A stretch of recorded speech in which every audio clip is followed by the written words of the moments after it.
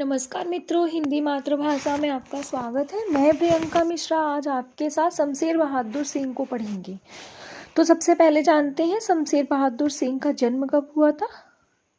तो शमशेर बहादुर 1911 में हुआ था। ठीक है, अब हम इनको देखते हैं कि शमशेर बहादुर सिंह को प्रेम और सौंदर्य का कवि कहा जाता है। बहुत इंपॉर्टेंट है, पूछ सकता है कि निम्न में से किस कवि को प्रेम और सौंदर्य का कवि कहा जाता है। तो शमशेर बहादुर सिंह को। तो शमशेर बहादुर सिंह की हम रचनाएं देखते हैं, काव्य संग्रह देखते हैं।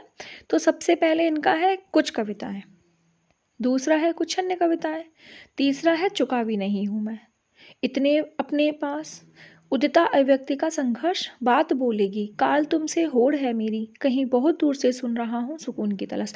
जब मैंने यूजीसी नेट क्वालिफाई किया था उस साल ये क्वेश्चन पूछा था। मतलब शमशेर बहादुर सिंह के सीरीज में सारी मुझे वो लगाने थे, जो इनकी काव्य संग्रह काव्य है ना, रचनाओं को लगाना था क्रम से। तो सबसे पहले हम देखो कोडिंग के साथ इसको याद करते हैं कि कुछ कविता है कुछ अन्य। ये है शमशेर, भाई शेर है, तो शेर में तो वैसे भी क्या होता है, बहुत दम होता है। तो पहले तो शेर जो शमशेर है ना, शमशेर बहादुर भी हैं, तो ये इतने बहादुर है कि कुछ कविताएं पहले करते हैं, फिर कुछ अन्य कविताएं भी करते हैं, और फिर कहते हैं कि चुकावी नहीं हूँ, मतलब थका नहीं हूँ मैं, चुकावी नहीं हूँ मैं, इतने अपने पास, मतलब इतना कर करके मैं थका नहीं हूँ। उदिता अव्यक्त का संघर्ष है, मतलब ये तो मेरे लिए एक संघर्ष है। बात बोलेगी, मतलब इनकी कविताओं में इनकी बात बोलेगी। काल तुमसे होड़ है मेरी, और सबसे होड़ लगाएगी मेरी बात किससे बोलेगी, कविताओं के द्वारा मेरी बात बोलेगी और होड़ लगाएगी तुमसे। काल तुमसे होड़ है मेरी, कहीं बहुत दूर से सुन रहा हूँ सुकून की तलाश, मतलब बहुत दूर तक क्या होगी मेरी ये सुकून की तलाश मुझे सुनाई देगी। कुछ कविताएं करते हैं ये 59 में, मतलब 1959 में, और कुछ अन्य कविताएं करते हैं 61 में, मतलब 61 में। चुकावी नहीं हुआ, मतलब 75 साल तक ये 75 साल के हो जाते हैं फिर भी क्या नहीं करते हैं, चूकते नहीं है बिल्कुल, थकते नहीं है। इतने अपने पास, 80 तक इतने अपने पास। उदिता अव्यक्ति का संघर्ष चलता है इनका 80 तक। बात बोलेगी 81 में, 81 में क्या बोलेगी, इनकी बात बोलेगी। काल तुमसे होड़ है मेरी 88 में, काल तुमसे होड़ है मेरी 88 में, कहीं बहुत दूर से सुन रहा हूँ 95 में, सुकून की तलाश 98 में।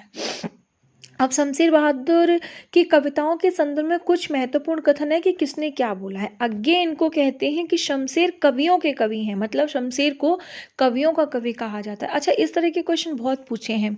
एक को तो कहा जाता है कवियों का कवि, एक को कहा जाता है गद्य, कठिन गद्य का कवि, और एक को कहा जाता है कठिन काव्य का कवि, है ना, और एक को कहा जाता है प्रेत का कवि कहा जाता है। तो ये मुझे कमेंट करके बताना किसको क्या कहा जाता है।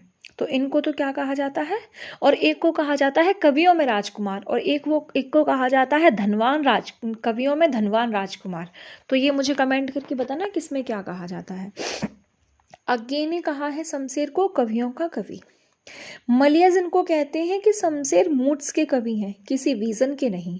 मुक्तिबोध कहते हैं कि शमशेर की आत्मा ने अपनी अभिव्यक्ति का एक प्रभावशाली भवन अपने हाथों से तैयार किया है। उस भवन में जाने से डर लगता है, उसके गंभीर प्रयत्न साध्य पवित्रता के कारण। अब ऐसे कर लेना कि शमशेर ने जो अपना भवन बनाया है ना, उसमें जाने से डर लगता है, किसको, मुक्तिबोध को, क्योंकि मुक्ति हो जाएगी अगर उसके अंदर जाएंगे, मतलब मुक्ति हो जाएगी, समझ जाओ। अब है मुक्तिबोध ने और क्या कहा है कि शमशेर की मनोवृत्ति एक इम्प्रेशनिस्टिक चित्रकार की है।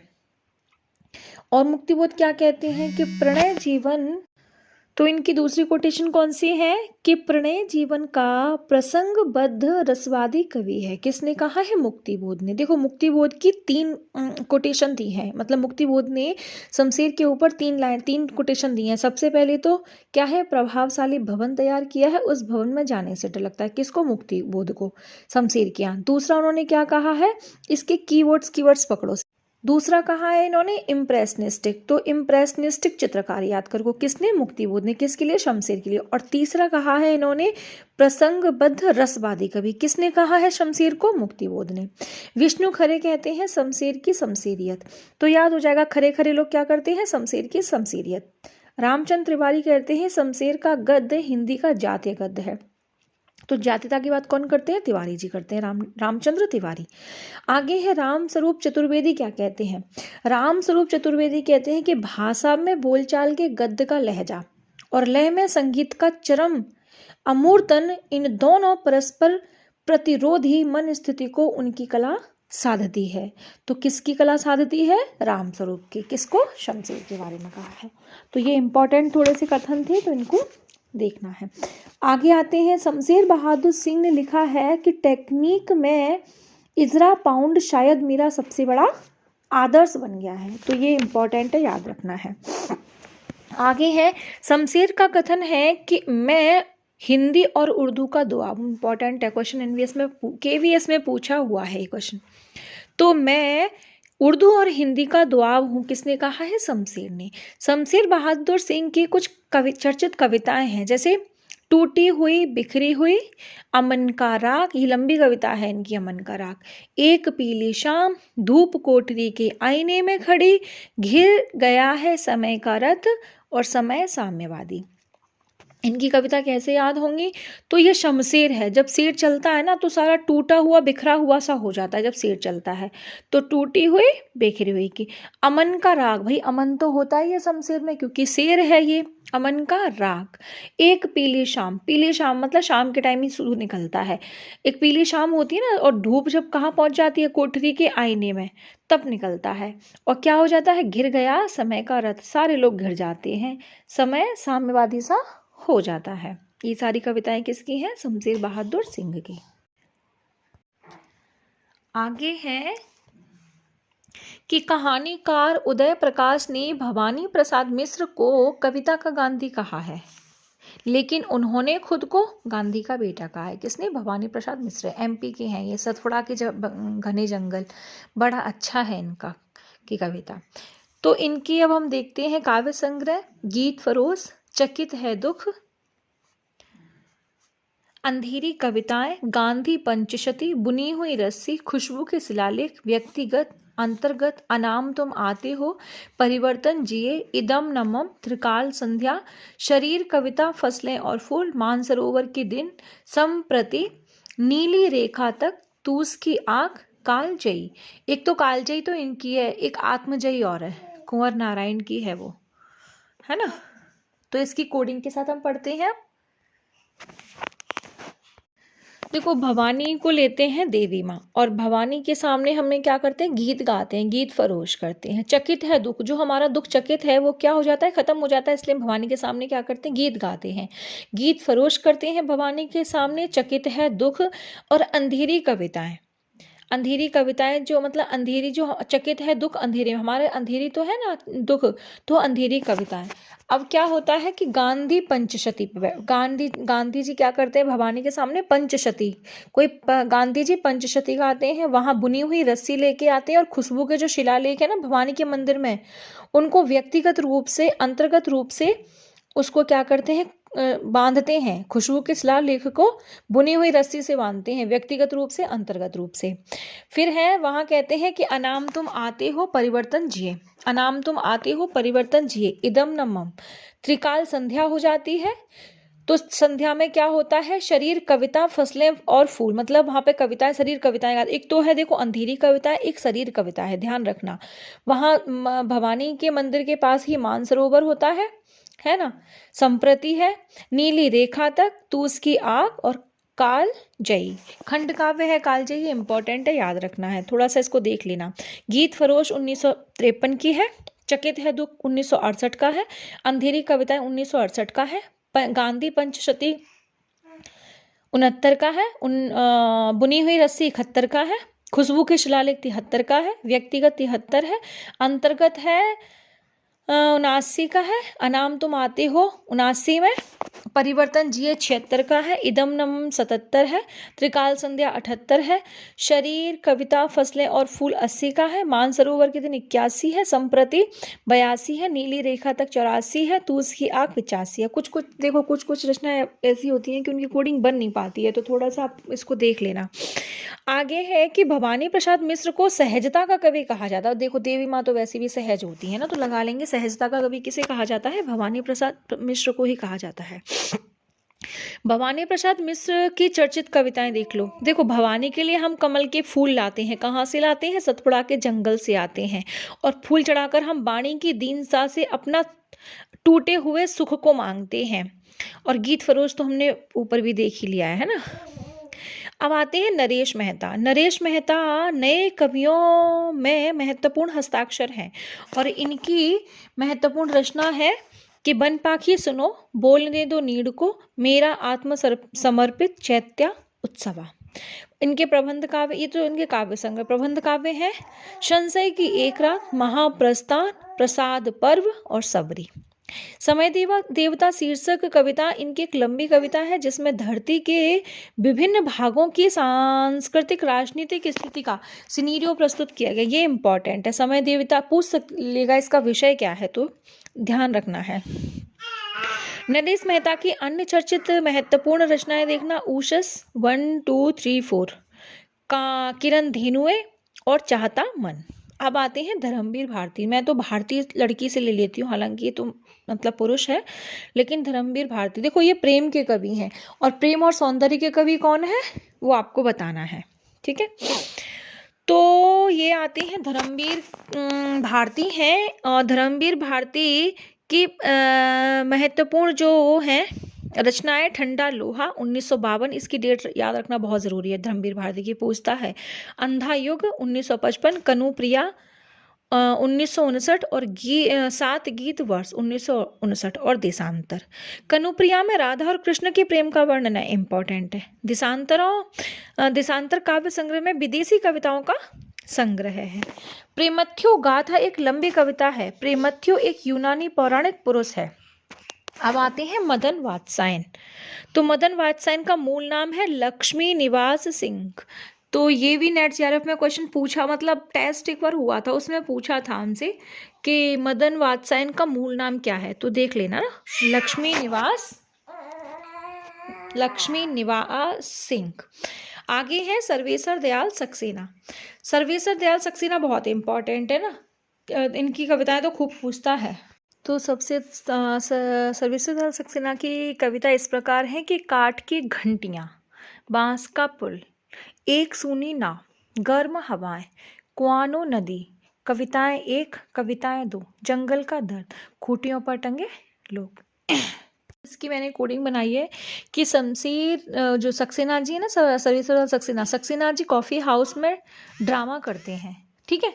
कॉफ़ी हाउस में ड्रामा करते हैं और कहते हैं कि अहम से मेरे बड़े हो तुम, बेगत प्यार के लिए लिपटा रजाई में मैंने कब कहा था।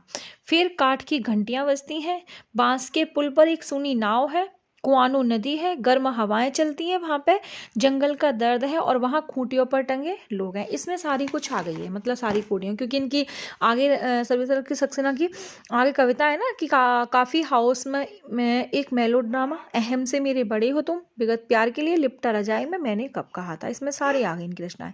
अब आती हैं केदारनाथ सिंह। तो केदारनाथ सिंह इंपॉर्टेंट है, इनको बिंब को बहुत महत्व देते हैं। कौन? केदारनाथ सिंह। और केदारनाथ सिंह की है अभी बिल्कुल अभी जमीन पक रही है, यहाँ से देखो। ये तो शायद यूपीएससी जब मैंने दिया था तभी क्वेश्चन पूछा था, मतलब इसको भी सीरीज में लगाने के लिए दिया था, है ना। अभी बिल्कुल अभी जमीन पक रही है, यहाँ से देखो, अकाल में सारस, उत्तर कबीर और अन्य कविताएं, बाघ इनकी लंबी कविता है। और एक है इनकी तालिस्ताय और साइकिल। देखो मैंने इसको ऐसे किया याद कि केदारनाथ सिंह कहते हैं कि अभी बिल्कुल अभी जमीन पक रही है, यहाँ से देखो, अकाल में सारस है और उत्तर कबीर देगा, वहाँ बाघ आएगा और टॉलस्टॉय साइकिल लेके आएगा।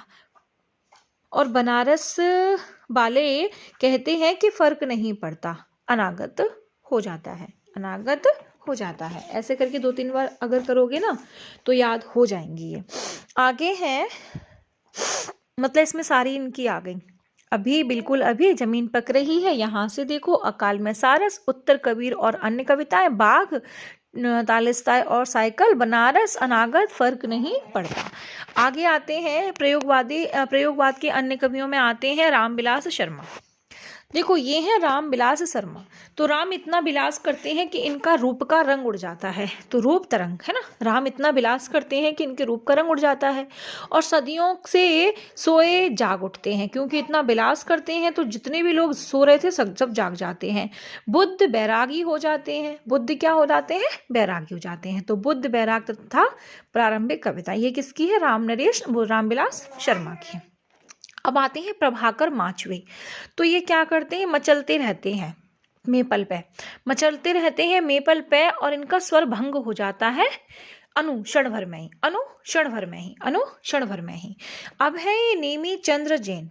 नेमी चंद्र जैन। तो जैनी लोग तो अचानक से मिलते हैं एकांत में, अचानक हम फिर एकांत में। अब है गिरजा कुमार माथुर, ये इंपॉर्टेंट है। देखो गिरजा कुमार माथुर का है मंजीर, नास और निर्माण, धूप के धान, शिलापंख चमकीले, छाया मत छूना मन, भीतरी नदी में यात्रा, अभी कुछ और, साक्षी रहे वर्तमान, पृथ्वी कल्प। ये भी इंपॉर्टेंट है। इसको ऐसे याद रखना है कि गिरिजा मंजीर बजाते हैं और नास और निर्माण करती हैं और कहते हैं कि और भीतर की नदी में जाकर यात्रा करती हैं और कहती हैं कि वक्त के हूँ सामने, धूप में धान डाल देती हैं जो शिलापंख चमकीले की तरह चमकते हैं। फिर कहती हैं कि छाया मत छूना, अभी कुछ और करना है ताकि साक्षी रहे वर्तमान इस पृथ्वी कल्प पर, है ना। तो इसको कोडिंग के साथ याद कर लेना तो थोड़ा सा तो याद रह ही जाएगा, वरना कन्फ्यूजन हो जाती है किसकी कौन सी रचना है। अब आते हैं भारत भूषण अग्रवाल। तो भारत भूषण अग्रवाल की है एक तो है भारत भूषण अग्रवाल की छवि के बंधन, जागते रहो, मुक्ति मार्ग, ओ अप्रस्तुत मन, कागज के फूल, एक उठा हुआ हाथ, उतना वह सूरज है, अनुपस्थित लोग। देखो इसमें कागज के फूल हैं, काफ़ी सारे फूल हैं। देखो काफ़ी सारे कागज के फूल, प्याज के फूल, शेलम के फूल, अग्नि के फूल, सुबह के फूल, और किसके हैं? काफ़ी सारे हैं, ये बताना किसके क्या हैं। ठीक है, रेती के फूल, काफ़ी सारे फूलों के ऊपर काफ़ी सारे फूल के इसके कागज़ के फूल हैं। तो ये भारत भूषण अग्रवाल है ना। तो देखो भारत भूषण छवि के बंधन में बंधे रहते हैं। भारत भूषण, भारत जो है ना छवि के बंधन में बंधा हुआ है। और भारत मतलब भारत से इस तरह से ले लो कि हम लोग ना फौजियों को भारत बोलते हैं, मतलब भारत का रक्षक बोलते हैं, तो हमारे लिए वही भारत है। तो वो छवि के बंधन में बंधे रहते हैं और हमेशा क्या बॉर्डर पर खड़े रहो के चिल्लाते रहते हैं, जागते रहो, है ना। और मुक्ति मार्ग, मुक्ति का मार्ग भी वही हमारे लिए होते हैं। और ओ अप्रस्तुत मन, कागज के फूल, वहां पे इनके पास असली फूल तो होते नहीं है, तो कागज के ही फूल बना बना के खेलते हैं। एक उठा हुआ हाथ, हमेशा अपने हाथों को उठा के रखते हैं। उतना वह सूरज है, तो वहां सूरज भी नहीं निकलता है कभी कभी ना, बॉर्डर पर रहते हैं। और अनुपस्थित लोग, वहां पे कोई अनुपस्थित नहीं रहता, कोई ना कोई रहता ही है। आगे है शकुंत माथुर। तो शकुंत माथुर, ये शकुंतला ले लो शकुंत को। तो शकुंतला क्या करती है? चांदी की चुनर ओढ़ती है ना, चांदनी की चुनर ओढ़ती है और कहती है अभी और कुछ चाहिए, अभी और कुछ चाहिए। कब तक चाहिए? जब तक लहर नहीं टूटेगी तब तक मुझे कुछ और चाहिए। चांदनी की चुनर ओढ़ के कहती है अभी और कुछ चाहिए, लहर नहीं टूटती तब तक। ये है हरि नारायण व्यास। हरि क्या करते हैं? मृग और तृष्णा, त्रिकोण पर सूर्योदय, बरगद के चिकने पत्ते तो बहुत इंपॉर्टेंट है। आगे है रघुवीर सहाय। ये है रघुवीर सहाय, इनको मैं ना रघुवीर को सहाय को निसहाय कर देती हूँ याद करने के लिए। देखो ऐसे कर लेना, ये है रघुवीर सहाय, ऐसे ले लो कि ये निसहाय है। तो ऐसे ले लो कि ना रघुवीर सहाय का ना जेआरएफ नहीं हुआ था। रघुवीर हमारे मतलब जानने में था, हमारी कोचिंग में ही था, उसका जेआरएफ नहीं हुआ था। तो रघुवीर को ये निसहाय हो गया था। रघुवीर का जेआरएफ नहीं हुआ था, इसलिए क्या किया उसने? वो सीढ़ियों पर बैठ जाता है ना, सीढ़ियों पर धूप में बैठ जाता है और सीढ़ियों पर धूप में बैठा रहता है, उदास होके बेचारा सीढ़ियों पर धूप में बैठा रहता है। फिर भी कहता है आत्महत्या के विरुद्ध, मतलब ऐसा नहीं सोचता कि मेरा जेआरएफ नहीं हुआ तो मैं आत्महत्या कर, नहीं, ये आत्महत्या के विरुद्ध है। कहता है हंसो हंसो जल्दी हंसो, क्योंकि लोग भूल गए हैं इसका जितने लोगों का जेआरएफ हो गया था ना वो उसको भूल गए थे, लोग भूल गए हैं। कुछ पते कुछ चिट्ठियाँ, एक समय था, मतलब पहले तो इसको लोग ना कुछ चिट्ठियाँ भेजते थे, वो भी एक समय था, है ना। तो इसका याद देखो कितना मतलब एक लय में बन जाएगा।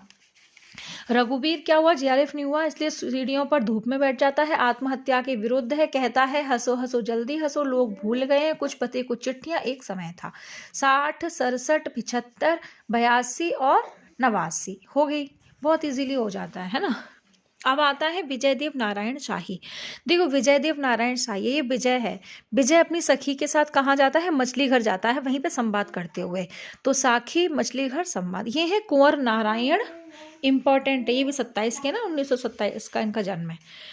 तो इनका है कुंवर नारायण, बेचारे कुंवारे थे, चक्रव्यूह में फंस गए, है ना। कुंवारे थे तो इसलिए क्या हुआ, चक्रव्यूह में फंस गए। कौन, कुंवर नारायण बेचैन, चक्रव्यूह में फंस गए। और कहते हैं कि परिवेश हम तुम, मतलब इस परिवेश में कौन है, हम तुम। अपने सामने कोई दूसरा नहीं, कहते नहीं जब शादी नहीं होती तब तक लोग ये समझते हैं कि अपने सामने कोई दूसरा है ही नहीं इन दिनों, अपने सामने कोई दूसरा नहीं इन दिनों। इनका प्रबंध काव्य है आत्मजयी। कालजयी हमने किसका पढ़ा था, भवानी प्रसाद मिश्र का, इनका है आत्मजयी। और बाह्य सभा का बहाने इनकी बहुत इंपॉर्टेंट है ना। तो ये कोडिंग के साथ 2-3 बार भी अगर पढ़ते हैं ना तो इजीली चीज़ें याद हो जाती हैं। और भाई कोडिंग से ही पूछता है आजकल, नेट जेआरएफ में तो लगभग 20 से 25 क्वेश्चन सीरीज में आते हैं, मतलब क्रम में लगाने के लिए आते हैं, तो फिर नहीं हो पाता। और मैचिंग के क्वेश्चन 20-25 आते हैं, तो मेरा तो भैया नेट ऐसे ही निकला है। तो बाकी आप देखिएगा, अगली क्लास में हम शुरू करेंगे 60 उत्तरी कविता। तब तक के लिए नमस्कार।